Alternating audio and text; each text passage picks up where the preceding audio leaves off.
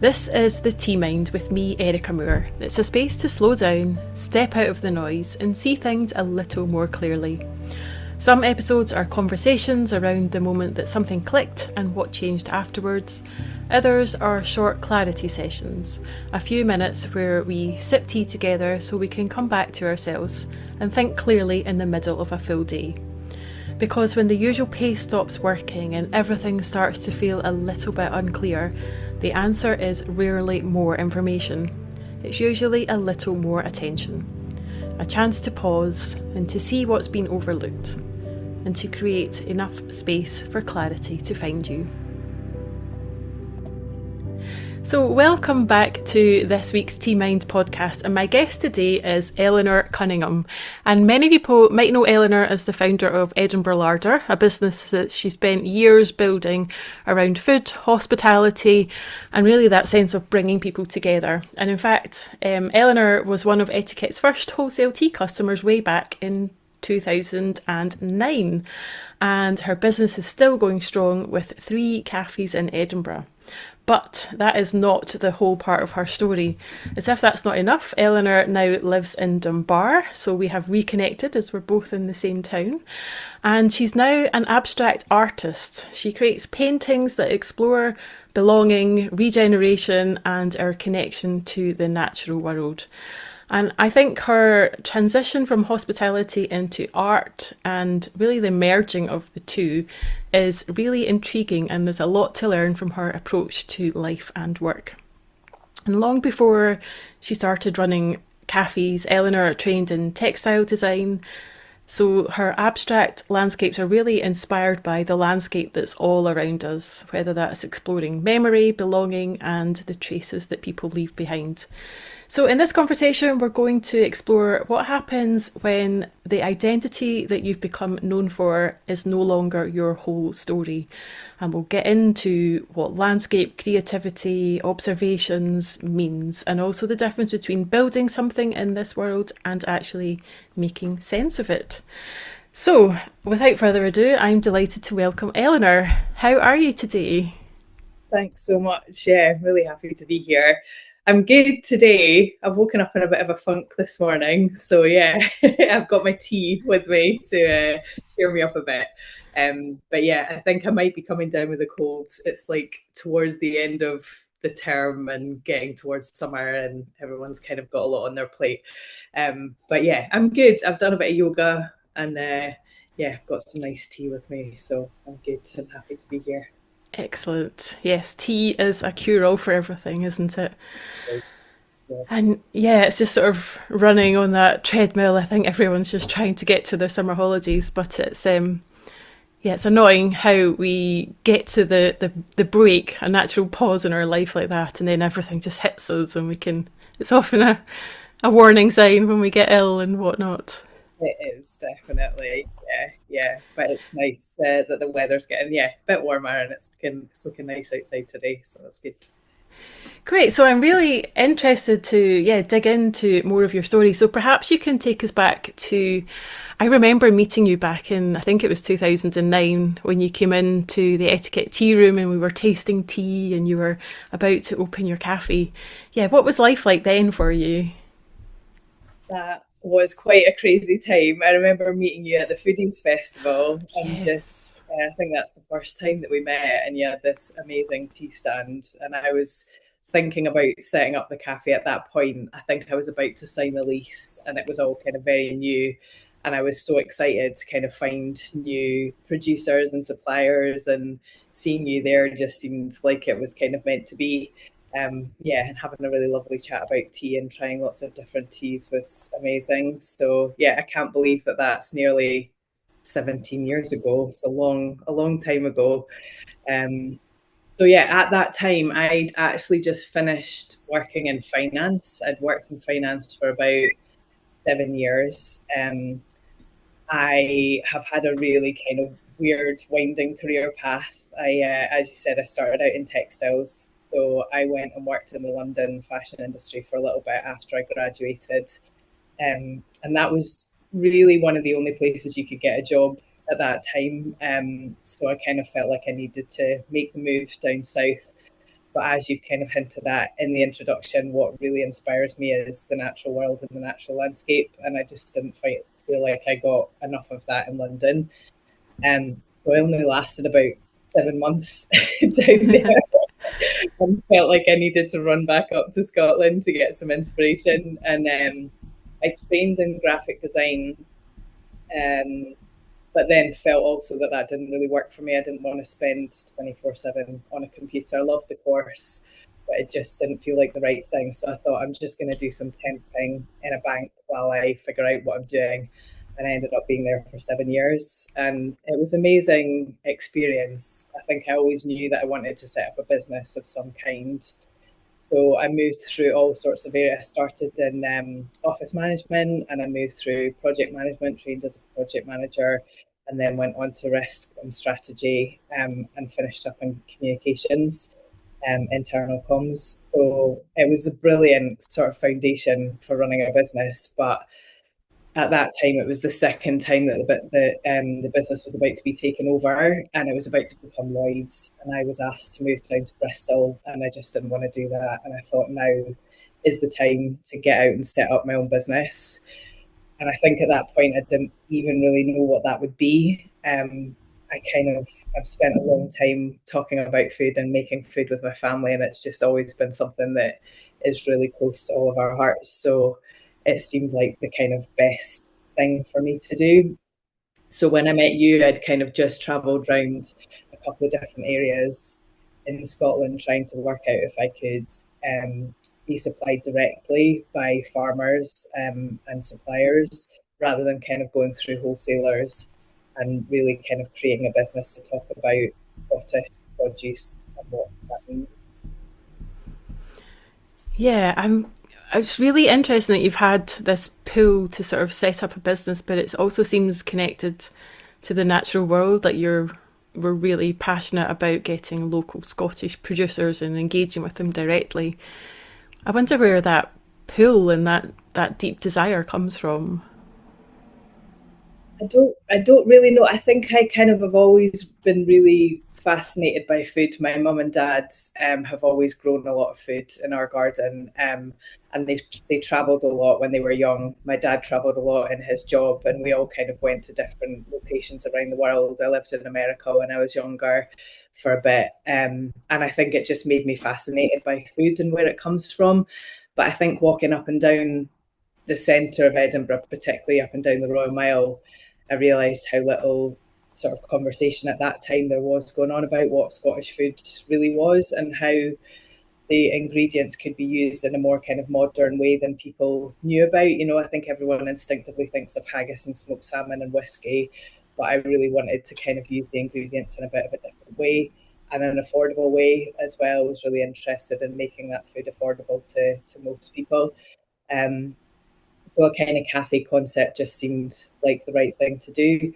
And I think I've always felt really inspired by the natural world as well. It's always been the thing that's brought me back to myself and kind of made me feel calm. So thinking about the producers that we use being kind of custodians of the local landscape was quite an important thing for me to think about as well. So tell me about that journey then, setting up your business and launching just off the Royal Mile. It's a really busy, I'd imagine, are really expensive for leases and rates, and yeah, you must have some stories to tell. Yeah, yeah, many probably for an hour. It was a funny thing. I really did, after being at the kind of farmers market and things, I really did want to be there, but I couldn't find a unit initially that I thought was right. But at that time, my husband was training to be a high school teacher, and he was doing his training course with somebody that worked at a cafe called Spoon, which is the unit that I took over. And she was saying it's not on the market yet, but they're actually thinking about selling it. And I went in to look at it, and I thought I think it might be too small for what I was thinking about. But the more that time went on, the more I thought actually it's in the perfect place. Let's just go for it. Unfortunately, we rent off the council, Edinburgh Council, which has been amazing actually. I've heard kind of a lot of stories about private landlords, and I knew with the council it would take a long time to sign off the lease, which it did. but they are generally fairly reasonable when it comes to sort of rental rates in the city. So, but yeah, I think when you're setting up any new business, it's a shock the amount, that you get charged for everything, including things like waste removal and things that you don't particularly have to think about when you're just paying council tax. Everything is sort of separated out as a business, and you'll know yourself. There's a lot to think about. So yeah, it was quite overwhelming, and I think the first couple of years are just a bit of a whirlwind. But at that point in time, we were really quiet as well. There wasn't a lot happening on Blackfriars Street, and the Royal Mile was quite a sea of people just kind of walking down through the festival and not really thinking about coming off the Royal Mile. We had to be quite creative about going up and handing out bits of brownies and really enticing people to come down to the cafe. So that took a lot of work, a lot of marketing, and I think gradually people knew where we were and they would start to come back every year on their holidays, and it became like quite a sort of community of people from all over the world, which is lovely, and it still is. Yeah, it's amazing what you've created there. And yeah, it must be really heartwarming to sort of see people come back year after year and start to make connections and become friends with them. It is. It's lovely. It's like a kind of really huge extended family. I think that's always what I wanted from the start, was it to feel like a kind of home from home. And all that, we've had people that have worked with us for 10 years now, and it is like a big family. They get kind of cards from people all over the world saying that they've had a lovely time, and a lovely experience in the cafe, and asking about recipes. And it's just, yeah, it has that kind of vibe about it. It's a lovely place for even me to go into and just chat with the team. It's, yeah, always feels very welcoming.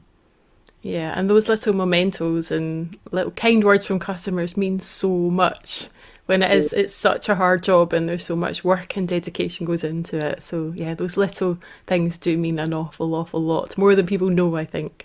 Yeah, definitely. So there must have been obviously running a business like that in the city centre, lots of ups and downs and challenges. How did you manage yourself during all those sort of trials and tribulations when things are maybe going wrong or there's unexpected things you don't know what's going to hit you next? Yeah, I think I was a bit, just felt like I was on a roller coaster at that point the whole time. I think I kind of thrived a little bit on it because I was obviously quite a bit younger than I am now. And it was exciting to start with. But then I think there's a kind of perception from people and society that you'll expand. And that kind of came from everywhere. People just expected that once we'd been established, we would set up another unit. And I did that. I set up a restaurant in the West End right as I was about to give birth, thinking that I wouldn't do it after I had a kid, so I might as well do it before. Like, to do it really was. I do regret doing that now. But I just kind of felt like that's what I wanted to do at the time. And everyone kind of says once you set up a cafe, you should set up a restaurant. So I did. I tried it, and it took over my life completely when I just had a baby. And then I also went on a kind of leadership course for people in the food industry, and then decided to take over a cafe on a farm as well, so that it would be linked really closely with what we were kind of cooking in the kitchen. We would just go outside and pick every day. And I did that for a year as well. And I think it was amazing being in that landscape and, having everything be so accessible. But it also just made me think all that I was doing at that point was managing people and equipment breaking down. I had a team of over 60 people, and it was just everything was a problem every day. There was just something else to firefight. Um, so I think that was the point where I kind of realised that I needed to step away from the farm. We'd only signed a lease for a year, and so I let that go. And then pretty soon after that, I sold the restaurant and decided to get back to the kind of core of the business, which was the cafe on Blackfriars Street. And I think things became a lot clearer at that point in time. We got back to what we were really all about, and kind of focusing on the suppliers and the produce and the team. And that definitely was when it started to thrive again. Yeah. It's really interesting that there is definitely a pull to expand and do more and more and more, get investment, open more places. Why do you think we feel such pressure to do that? It's an interesting question. I think it's probably capitalism a little bit, and also the kind of perception of society that the more you do, the better you are. Um, yeah, and I think that's just, I think what from what I know now, I think nothing could be further from the truth, really. I think when I was doing the most was when I had least kind of attachment to what was really important to me in life. Um, so yeah, I think now that I've kind of scaled back and I'm doing something completely different, I really feel a lot more like myself again. Yeah. And do you think that's given you more sort of power to trust yourself and your own instincts Yeah, nowadays? definitely. Yeah, and trust the team and allow them to thrive as well. And I'm very lucky to have found a team of really incredible people. They make my life a lot easier. And I think I'd always imagined setting up my business so that I could go and become an artist again. But I never really knew when that would happen. And I think because of expanding, it took a lot longer than it should have done, really. So yeah, I feel lucky to be at that stage now. I think it's more than luck when you manage to sort of get a good team around you. What do you think has made that possible, that you've created such a culture that has kept people with you for so long and allowed you to eventually take more of a step back from it so you can return to your art? I think it's mainly about treating people fairly and responsibly and enabling them to have the skills that they need to grow, offering them opportunities, giving them, decent pay and good tips, and looking after them. Like we go out quite regularly as a team. We always go for a sort of Christmas night out in January, and we do like a summer kind of thing to celebrate the festival. So yeah, I think it's there's a lot to be said for really looking after people and making them feel like you care about them. And there's been some incredibly difficult times over the years where, I haven't been able to do things for them that I would have liked to. But I think it's kind of about having those open and honest conversations and being really committed to people, and allowing them free reign to kind of do things their own way. And sometimes they won't be the same way that you do them. But I think that really empowers people. So yeah, I think all of those things really. So now you've got the cafe on Blackfriars Street and the Little Larder, which is beside it, and another one on in Morningside. Yeah, So three yeah, in Edinburgh. yeah. And how do you find managing the three of them alongside your what you're doing at the moment? Um, it has its up and downs. There's generally when I get a phone call, I know it's going to be something that's quite critical, because the team are amazing at managing day to day things themselves and not contacting me unless there's something really urgent. And there is inevitably quite frequently there's something big that happens. And typically it's always at a really bad time as well. Over the Christmas holidays, our boiler broke in Morningside, and then something happened with the door, and it was, all at that kind of critical time. But yeah, they're amazing at managing things most of the time, so I can get on with painting, and doing that pretty much full time. And I go in maybe once every 2 weeks to just go and see if there's anything they need. We have a finance meeting once a month, and I get involved in marketing and things, but predominantly they manage everything themselves, which is amazing. That's fantastic. So yeah, it sounds like your 7 years in the bank training on all these different aspects has been put to very good use. Yeah, it has. Yeah. So you said you always had in the back of your mind that you wanted to be an artist in the future. So tell me about that moment when you'd set up your business and you had it all running, good managers in place. Was there a particular moment when you decided this is it, I'm going to make the change now? Yeah, there was a very major moment of COVID. Ah. I moved to Dunbar about 6, 7 months before COVID. My daughter was about to go into primary three, and we were kind of like, this is, probably either we need to move now or maybe when she's going into secondary. So we just decided to make the move to the coast, and I grew up on the coast, so I had that real kind of pull to the sea. But then COVID happened about 6 months, 7 months after that.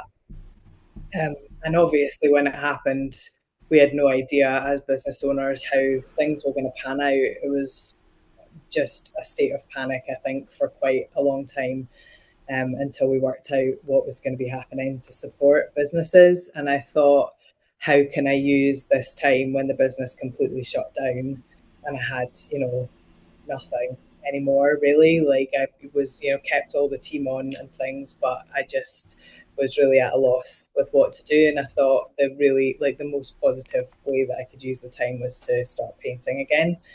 So I built a little garden office in our garden and started painting there. And I had quite a lot of really emotional moments, I think, of thinking, why have I not done this for 20 years? Um, there was definitely some days where I just went in and cried and listened to music, and just sort of rediscovered that part of myself that I thought I'd lost. But yeah, it was amazing. It was amazing to just have the time to do that. There was a lot of horrendous things about COVID, but it was having the time to do that and just walk every day, and be inspired by the outside again. And yeah, I think that was the huge shift for me to be able to get back to doing that. Wow. And if you're comfortable, maybe tell me more about why you didn't pursue art when you were younger. I think it's probably what we were talking about before, and the kind of pressure of society and what people kind of think about Mm. being an artist. My parents, I think, were very worried about me becoming an artist and how, there's a huge failure rate for being an artist and being able to survive as an artist. It's incredibly difficult financially. Um, so they suggested that instead of doing fine art, I did something like textiles, which would offer me something, alternative, like a different way of avenue of getting a job. But I think as soon as I started my degree in textiles, I had wished that I was doing fine art. And I saw it through, and there's many things I'm really glad that I did now. There's many things that I love about textiles, and I think it influences hugely the way that I paint now, and kind of building up layers and using different materials. But I always knew that I wanted to go back to being an artist. And I think you kind of, after graduating, you get pulled in lots of different directions, and there's so many choices to make. I think I just got swept along with whatever opportunities kind of came my way. Um, and yeah, it really did take a huge shift for me to get back to it. I think it's really strange as humans how much we sometimes push aside the things that are the things that we really need. And that definitely was how it was.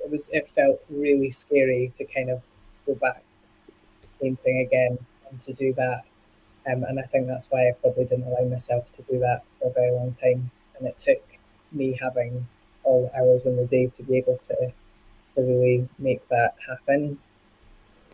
And would you have any advice to perhaps some young people listening to this, knowing that they actually have a real passion in the back of their mind somewhere, but going the sensible route like so many of us do, just to be successful, get money, whatever? What advice would you give those people?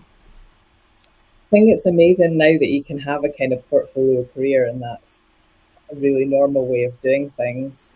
So I think that's probably what I would recommend is, try a few things to not commit to anything wholeheartedly unless you want to.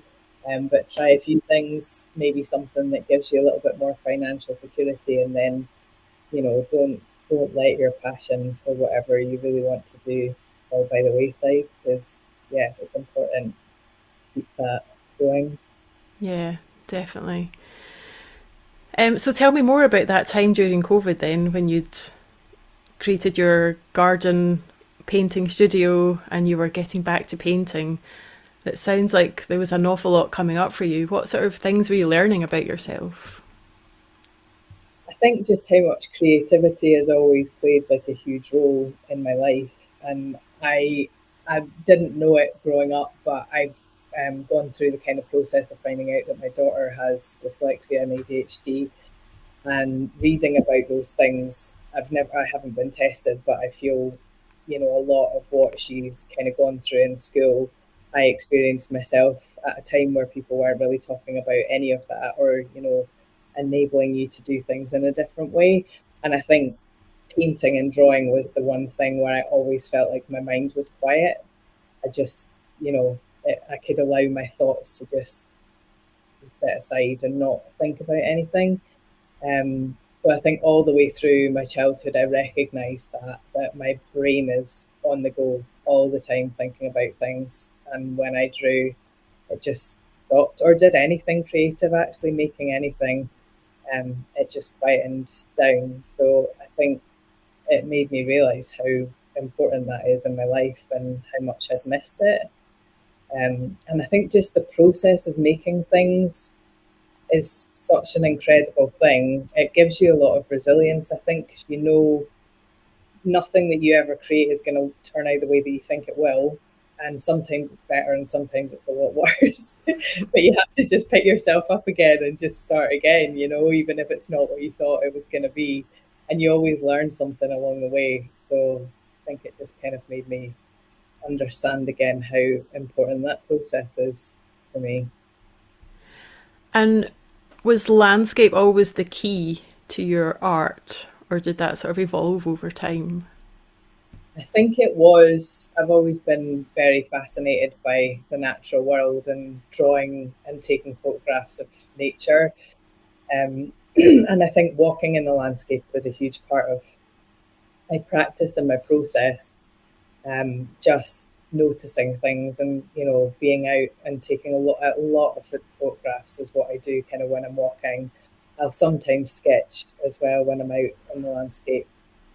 But yeah, again, it kind of offers me a sense of peace that I don't feel in many other places. I think there's a particular thing about woodland. I think when I was in America as a young child, there was a lot of woodland all around my house. And I went to school in Boston, but we were kind of on the outskirts. It was quite a sort of frenetic pace normally in the city. And when you got out to the suburbs where we were, there was like a lake not far from our house. And it was a very outdoor lifestyle. I think that's just always stayed with me. I feel more at peace when I'm in a woodland than I do anywhere else. I walk at John Muir Country Park most days, and that's a huge influence on my practice.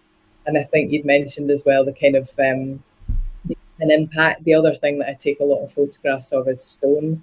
So I'm really interested in the formulations of rocks over a long period of time. My grandparents lived on the Jurassic Coast, so we went and hunted for fossils whenever we were visiting them. And I've always taken photographs of stone, whether it be out in the countryside or in the city, actually, and just the weathering marks on it really fascinates me. Whether it's from the weather or whether it's from people just walking over stone, the kind of textures and patterns that creates and the traces that people leave behind are something I've always found fascinating. Yeah, I think it's really interesting how you've almost trained yourself to sort of pay attention to all these small details. How important is that, and is there any advice you'd give for people that to get them out in nature more, but to actually start noticing all these little things and really slowing down and paying attention? I think it took me getting a dog until I sort of allowed myself time to really do that again. So obviously I had to go out a couple of times a day to walk her when I first moved to Dunbar.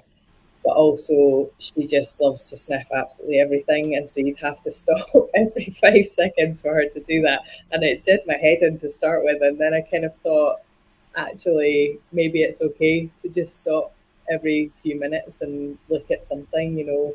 I think light often really fascinates me in the way that it plays on the ground or interacts with shadows or comes through a leaf or the different types of green there are in the woodland, the different types of bark that there are, and the things kind of growing on bark, and lichen has always really fascinated me as well. So I think everywhere that I go, I've always taken photos ever since I was quite young, which has really annoyed my family. I can't help it. It's kind of just something that I do. It's capturing those kind of really fascinating moments that will never be repeated.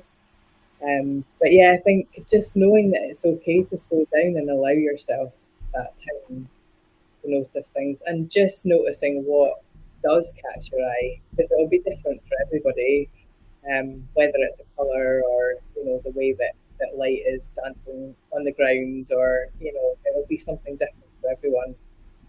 But just allowing yourself time to do that is really important.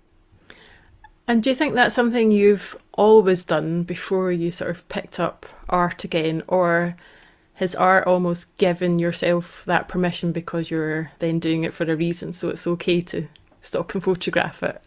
Yeah, I think that's definitely true. Yeah, I think there was a time where life was just too busy and I sort of forgot about all of that. I would still kind of take pictures of things every now and again, but yeah, it became much more important when I went back to practicing art again. Yeah.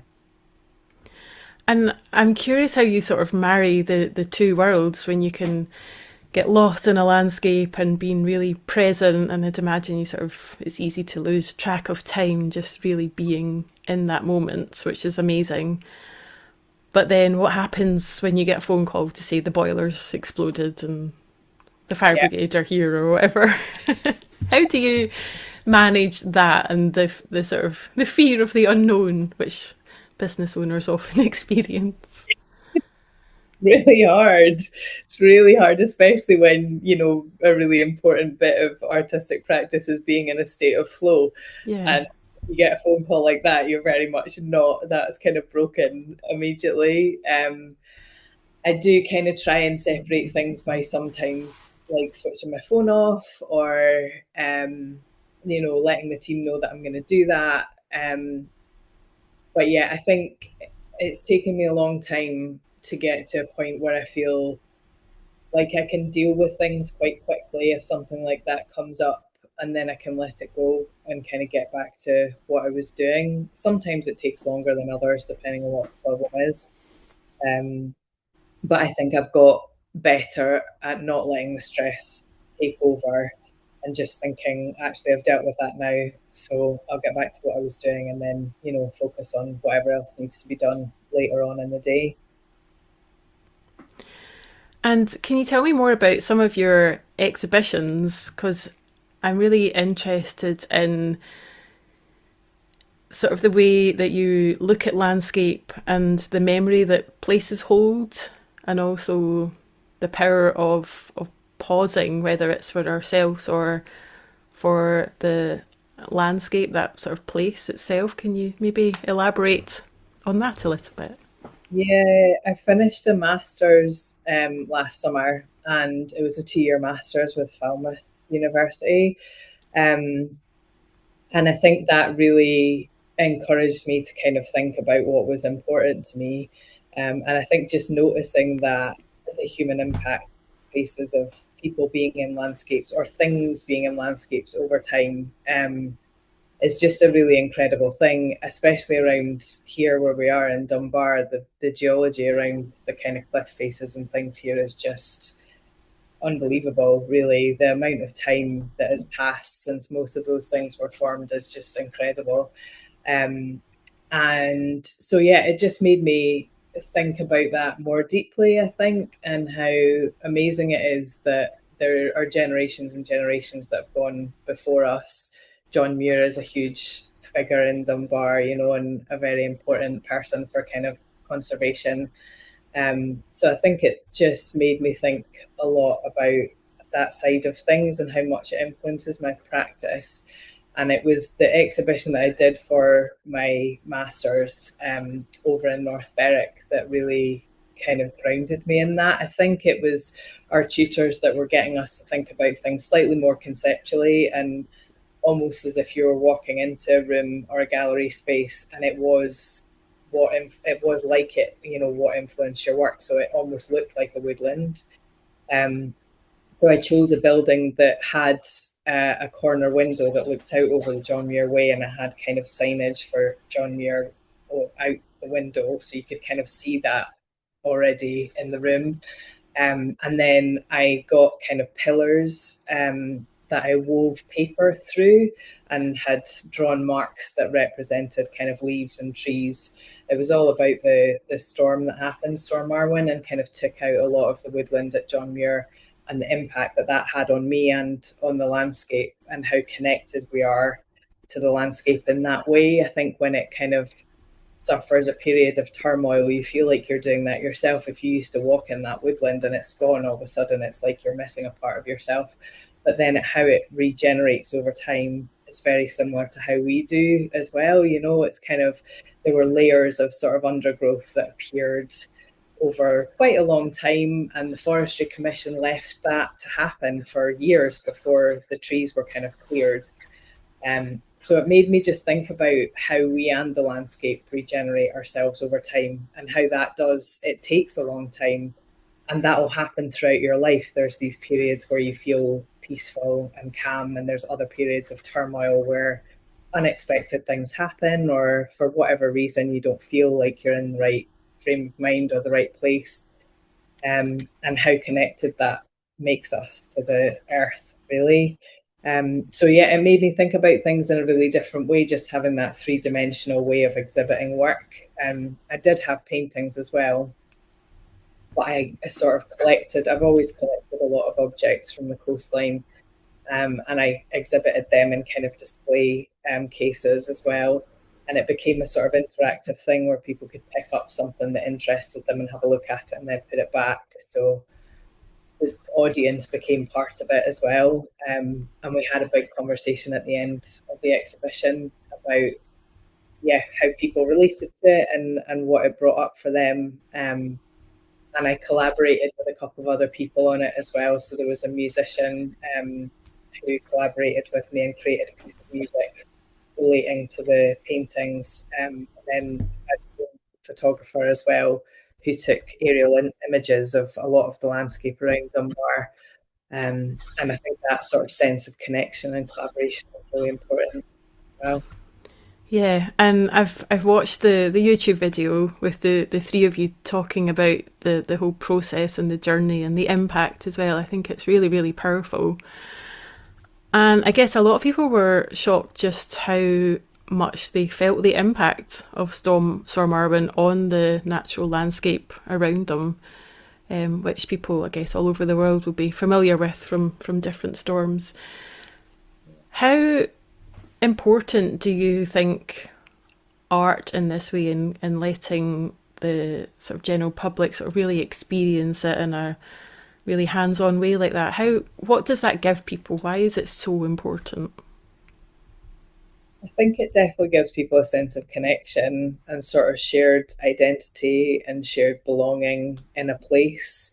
And I think it made a lot of people just think more about their surroundings and how lucky we are to live where we do, but also how much the landscape kind of impacts us every day, and how those big things do have a real impact on us.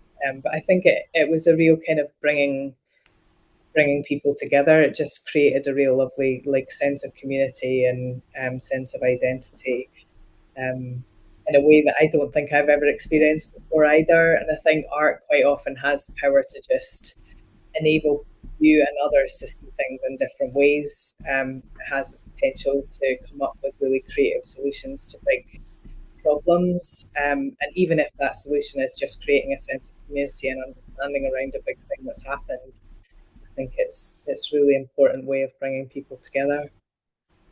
Yeah, I would definitely agree with that. And particularly as the world is moving more and more towards AI and the digital world,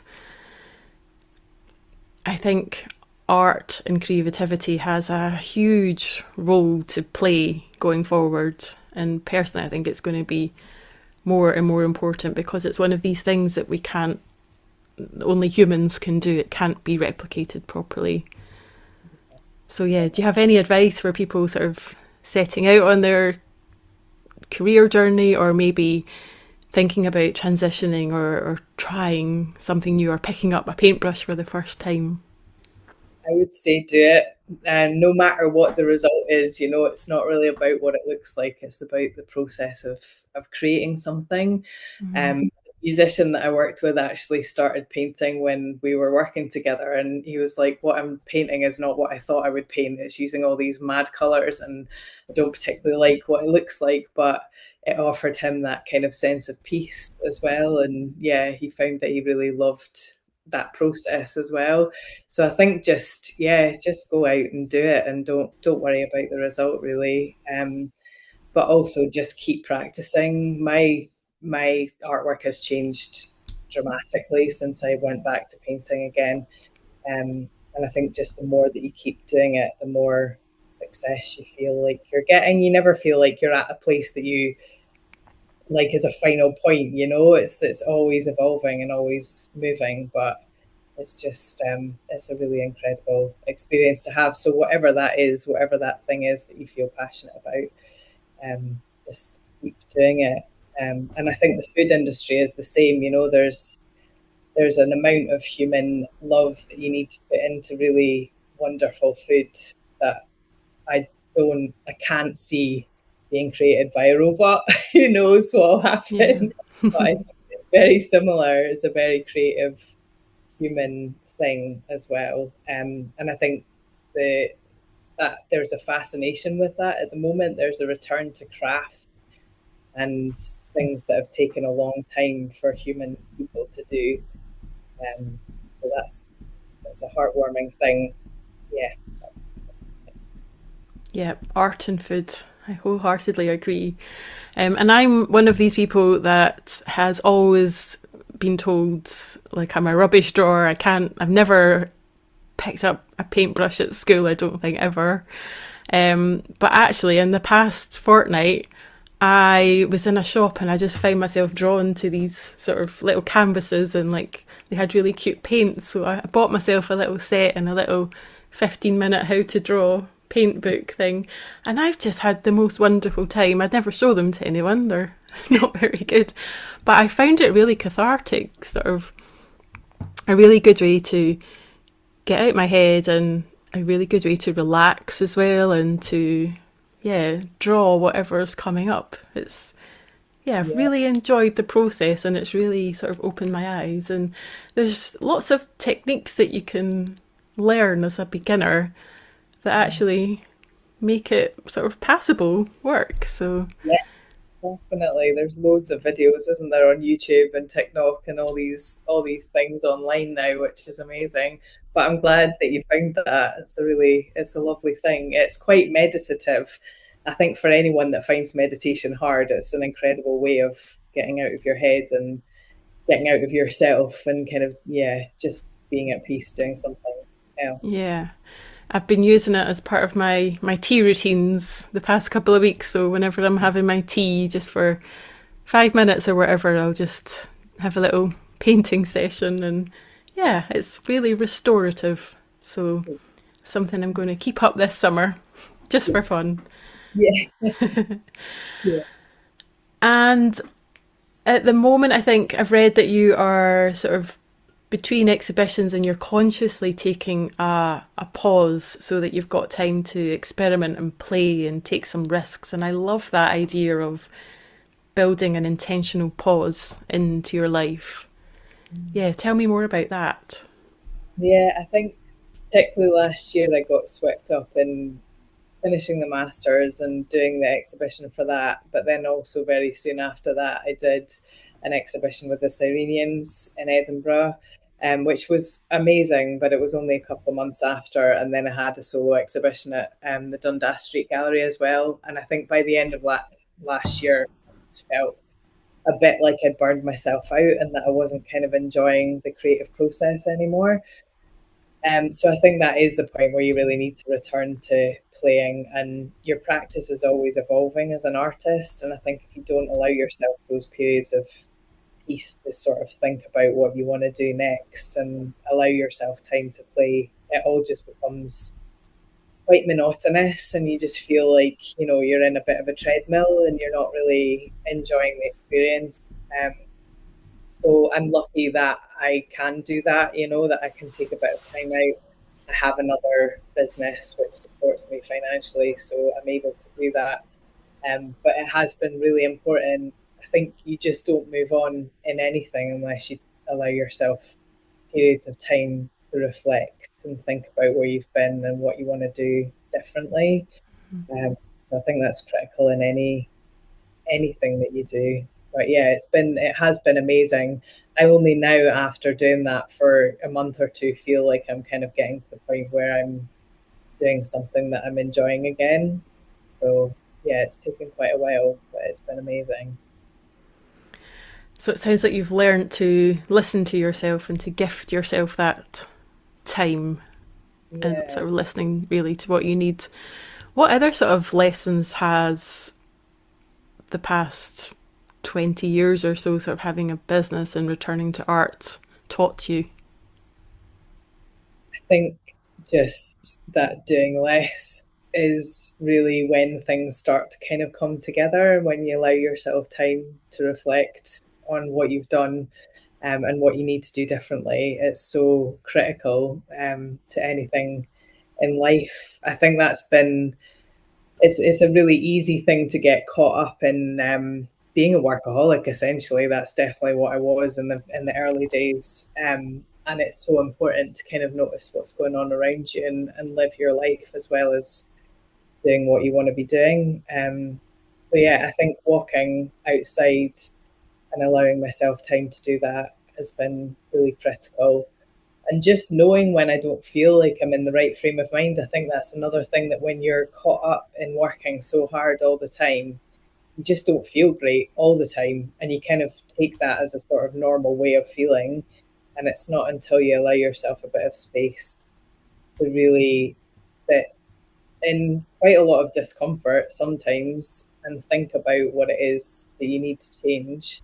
You need to allow yourself time to be able to do that, to make the right choice and to properly listen to what's going to be the best thing to do next. So, yeah, I think definitely allowing yourself time to do that and not being caught up continuously in the expectations of everything else.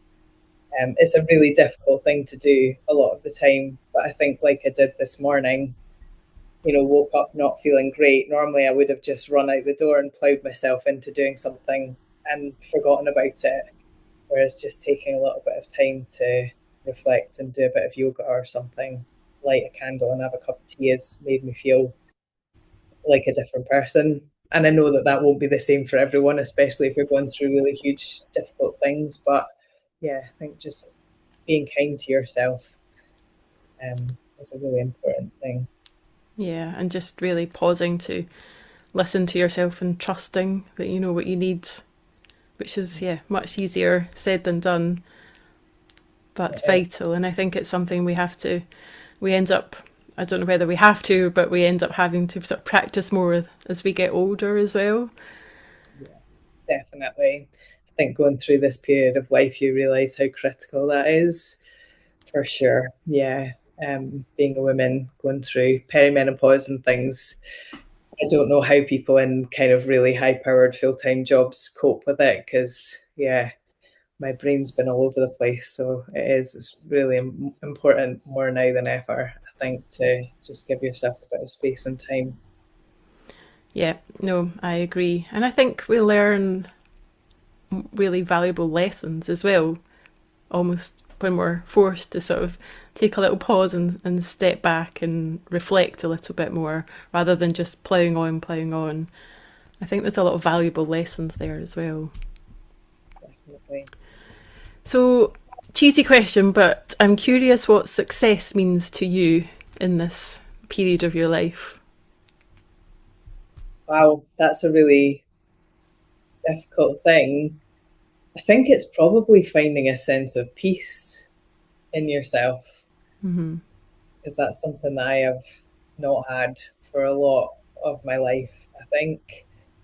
And it just feels like something that's been really important recently, finding a sense of space um, and peace. I think potentially, talking about ADHD and things earlier, I've always felt like I just want to do things and be on the go all the time. And I don't think I've ever really known what I needed until I gave myself that space. Um, so right now, in the past I would have found that quite boring, but right now just having a bit more of a routine and a bit of space in my day is what I would consider successful. Yeah, I love that space and to be able to find a sense of peace. Lovely. So I'm excited to see what you do in the future, both with Edinburgh Larder and with your art. Do you have any big plans, or is it all open to see what unfolds? At the moment, it is. Yeah, we took on the Morningside unit in the larder just a couple of years ago, so that's still kind of finding its feet. They're doing an amazing job up there, but yeah, that's still quite new. So letting that kind of find its feet will be a lovely thing. And in terms of exhibitions, I'm doing Dunbar Art Route in October, which was amazing last year. So I'm really looking forward to that. But definitely allowing myself to play around and find new techniques. I'm doing a few kind of online courses and things at the moment, which I'm really enjoying. Um, so yeah, seeing what unfolds. And just before we sort of draw everything to a close, I hear that sort of walking outside in nature is really key to you. What other sort of things do you do on a weekly or daily basis to help you cultivate that sense of peace and bring you back to yourself? I try and do a little bit of journaling in the morning and at night. I've got a kind of mindfulness journal that I follow that just asks what you want to do through the day to bring yourself some joy and to do something for your body and your mind, and then just reflect a little bit, very briefly at night, on what's been good on the day, and how to make tomorrow better. Um, so I think that's a good thing. And yeah, just having a cup of tea and lighting a candle, doing some yoga is always makes me feel better. I find it hard to find time to do that, but whenever I do it, I always feel much better. So yeah, I think those are the things that I find helpful. So, if there's one thing that you can recommend then for people to take forward with them this week as they're sitting with their cup of tea, whatever type of tea that might be, is there one thing that you would recommend? And they can put it in a flask and get outside as well. Yeah, I think that's probably what I would recommend. Allow yourself some time to just go for a walk and notice some things, maybe take a few photographs and just see what it is that kind of jumps out to you and what's important to you, but just allow yourself time to kind of get out into nature and yeah, reflect. Yeah, it's so, so powerful. And I'm really inspired by the life that you've managed to create, both having a business and keeping it running while also returning to the need to paint and be really almost embodied within the natural landscape all around us. And I think it's really clear how much it all ties together, the pull of the natural world and how you've sort of interwoven that within your life, and just the peace that it gives you as well on a daily basis is really, really inspiring. And there's also a real sense of bringing people together, that connectedness, whether it's over food in the Edinburgh Larder or through your exhibitions, and bringing people together through that, and all the people that you touch all over the world with your art. So yeah, it's really inspiring. And yes, I think people will have got a lot of inspiration from this, to whether it's picking up a paintbrush or trying a recipe that they've never tried before, just returning to that craft. And I think that gives us a lot of hope for the future with everything that's happening in the world and all the negativity. I think at the end of the day, when we come together as human beings and really do what only we can do, I think there's a lot of power there, and that can bring us all a real sense of peace. So yeah, I am certainly going to switch off after this, brew a cup of tea, and I'm going to walk down to the sea and maybe take some pictures and leave my phone behind and just notice what I notice. So whatever tea routine people pick this week, yes, just take a little more, hit pause and create a little bit more space and see what comes up. So thank you so much for joining me. I've really enjoyed talking to you, and look forward to seeing a lot more of you in Dunbar. Absolutely. Thanks so much for having me. Thank you. If something in this episode stayed with you, don't try and change everything at once. Just start with a moment. Make the tea, let it steep. Take a breath and notice what is actually there. And from there, choose what matters next. Because clarity isn't something that we find, it's something that we make space for. This is the Tea Mind. Until next time, take care of your attention.